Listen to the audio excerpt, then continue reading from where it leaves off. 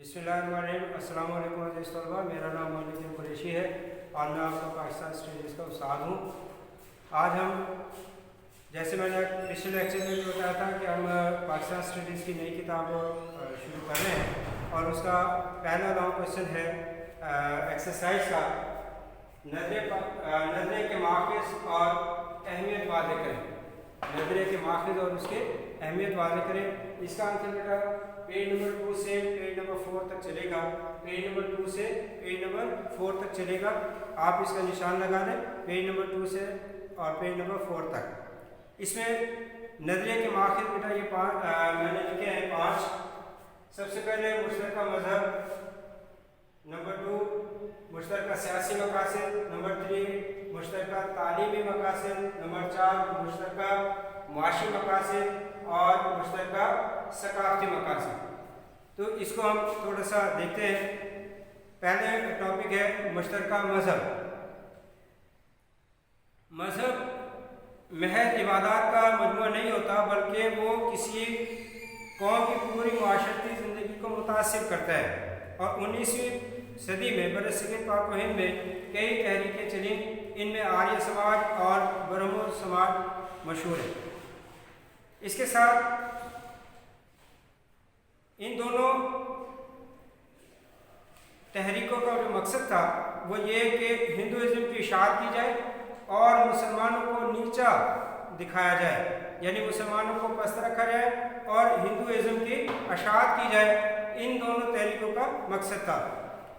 इसमें बेटा जो आर्य समाज है उसका बानी है दयानंद सरस्वती, पंडित दयानंद सरस्वती, और इसने एक शुद्धि के नाम से तहरीक शुरू की जिसका मकसद गैर हिंदुओं को ज़बरदस्ती हिंदू बनाना था।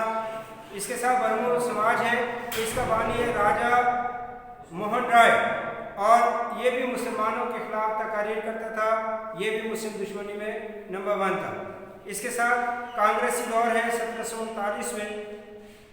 इस ख्याल को मज़ीद पुख्ता कर दिया था कि मुत्तहिदा हिंदुस्तान में मुसलमानों के लिए अपनी मजहबी शनाख्त और पहचान को बरकरार रखना मुश्किल होता जा रहा है। दूसरा है मुश्तरका सियासी मकासद कि मुश्तरका सियासी मकासद की बदौलत दुनिया की कई अक़वाम ने अपनी आज़ादी की जदोजहद की और अंग्रेज़ों की बरसगीर से आमद के बाद जमहूरियत का यहाँ पर तस्वुर उभरा है, जिसमें हुकूमती नुमाइंदे इंतखाब करते हैं वोट के ज़रिए, यानी वोट के ज़रिए उनका इंतखाब अमल में आता है। और आबादी के लिहाज से बरसगीर पाक व हिंद में मुसलमान अक़लियत में थे, लिहाजा मुसलमानों का हुकूमत में थोड़ा हिस्सा था और नए सियासी निज़ाम ने जो शऊर दिया, इस वजह से भी मुसलमानों का तशख़्ख़ुस उभरने लगा। नेक्स्ट है तालीमी मकासद, मुश्तरका तालीमी मकासद।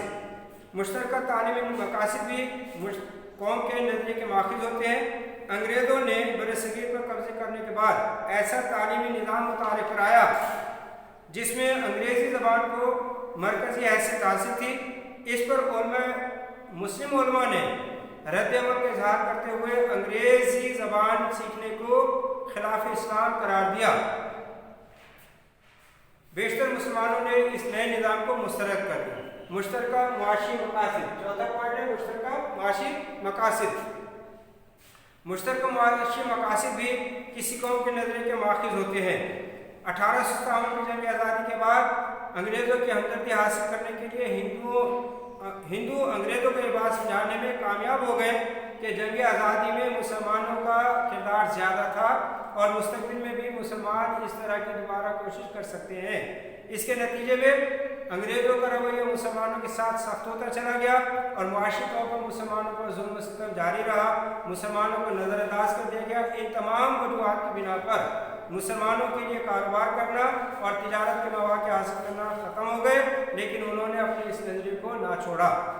नेक्स्ट है बेटा कि मुश्तरका सकाफ़ती मकासद। मुश्तरका सकाफ़ती मकासद की बुनियाद भी किसी कौम का नज़रिया जन्म लेता है। अंग्रेज़ों के हिंदुस्तान पर कब्जा करने के वक्त उर्दू को सरकारी ज़बान की हैसियत हासिल थी। बरतानवी हुकूमत में जब हिंदुओं का हुकूमती सतह पर अमल दखल बढ़ा तो उन्होंने उर्दू की जगह हिंदी को सरकारी ज़बान का दर्जा दिलवाने की कोशिश की।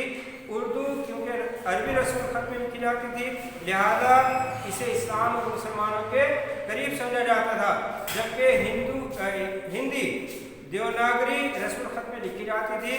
लिहाजा हिंदुओं ने उर्दू की जगह हिंदू को सरकारी ज़बान देने का मुतालबा किया।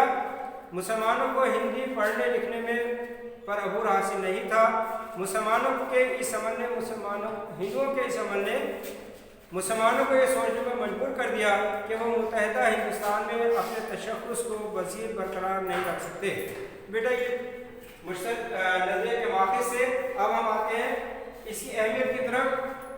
सबसे पहले नज़रिया लोगों की सोच की अक्कासी करता है, यानी जिस तरह की लोगों की सोच होती है उसी की बिना पर ही नज़रिया मादे वजूद में आता है।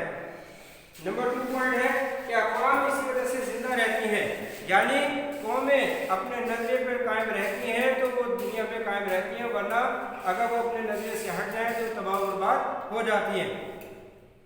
इसी तरह तीसरा पॉइंट है कि कौमी हकूक़ व फ़राइज़ की वजाहत होती है, यानी नज़रिया इंसान के एक दूसरे के साथ कौमी हकूक़ व फ़राइज़ की वजाहत करता है कि हमें अपने बड़ों के साथ कैसे सलूक करना है, छोटों के साथ कैसे करना है, हमसाय के साथ कैसे करना है, हमें अपने हुकूमती मामलात, मुआशी मामलात कैसे चलाने। और नज़रिया कौमों को मुत्तहिद रखने में मददगार साबित होता है, यानी अगर किसी कौम का नज़रिया हट जाए तो वो फिर मुत्तहिद कौम नहीं रह पाती, बिखर जाती है, मुंतशिर हो जाती है। इसी तरह नज़रिया मकासद के हसूल के लिए हर किस्म की मुश्किलात का मुकाबला करने की सलाहियत पैदा करता है, यानी अगर हम अपने मकसद को हासिल करना चाहते हैं और उसके पीछे हमारा कोई नज़रिया हो तो फिर हर तरह की मुश्किलात अबूर करना आसान होता है। जैसे हमारा एक नज़रिया था पाकिस्तान हासिल करें इस्लामी नज़रिया हयात के मुताबिक, हमने उसके लिए मेहनत की कोशिश की, उसमें जितनी मुश्किलात आए उनको हमने ख़त्म किया और पाकिस्तान बन गया। इसी तरह हाँ जी, नज़रिया मकासद के हसूल के लिए जुदोजहद का जज्बा पैदा करता है, यानी जो हमारा मकसद है हम उसको हासिल करने के लिए हमारे अंदर जज्बात पैदा होते हैं और मकसद का हसूल जो है वो यकीनी हो जाता है। इसी तरह नज़रिया इनकलाब को जन्म देता है और इसी वजह से नई राहें खुलती हैं। तो बेटा ये नज़रिया जो है फ़ौरन वजूद में नहीं आता, बल्कि इसके पीछे कुछ वाक़यात काम कर रहे होते हैं। आमतौर पर नज़रिया माशरे के पसमानदा लोगों में महरूमी ख़त्म करने के लिए वजूद में आता है। इसे यूँ भी कह सकते हैं कि मुश्किल हालात और समाजी दबाव नज़रिए को जन्म देते हैं और माशरे में मुश्किलात के शिकार लोग इसकी ताकत बनते हैं।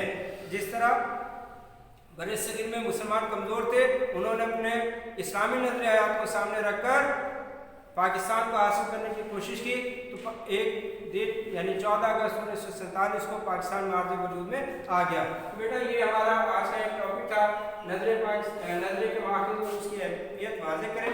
इसलिए मैंने आपको माखज़ बताया, इसकी अहमियत बताई। अगर आपको इस सवाल के समझने में कोई बात मुश्किल लगे तो आप मुझे व्हाट्सएप करें, कॉल करें या टेक्स्ट मैसेज करें, मैं आपको उसका वाज़ेह जवाब दे दूँगा। अस्सलामु अलैकुम व रहमतुल्लाह।